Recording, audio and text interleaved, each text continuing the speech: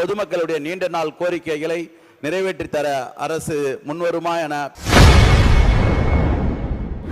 இன்று சட்டசபையில் பேசிய திமுக எம்எல்ஏ ரமேஷ், சோழிங்கநல்லூரில் சில அரசு அலுவலகங்கள் வாடகை கட்டிடங்களில் இயங்கி வருவதால் பொதுமக்கள் அவதிப்படுவதாகவும், இதனால் சொந்த கட்டிடம் கட்ட முடியுமா என அமைச்சருக்கு கேள்வி எழுப்பியுள்ளார்.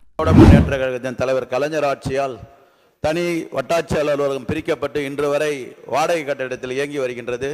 தொடர்ந்து இந்த மன்றத்தில் இது சம்பந்தமாக சொந்த கட்டிடம் கட்ட வேண்டும் என்று கேட்டுக்கொண்டிருக்கின்றேன்.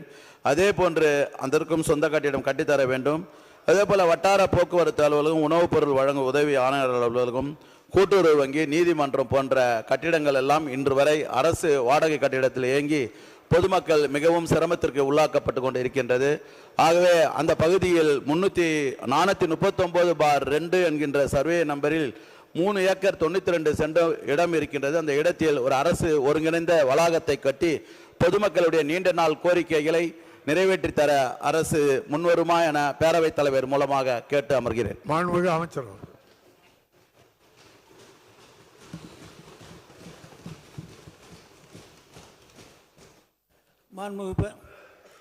மாண்புமிகு பேரவைத் தலைவர்களே, தாலுகா அலுவலகத்துக்கு புதிய கட்டடம் கட்ட வேண்டும் என்று மாண்பு உறுப்பினர் அவர்கள் கேட்டிருக்கிறார்கள். இந்த ஆண்டு நிதி சரியாக இருக்கும் என்று சொன்னால் அதற்கு முன்னுரிமை வழங்கப்படும்.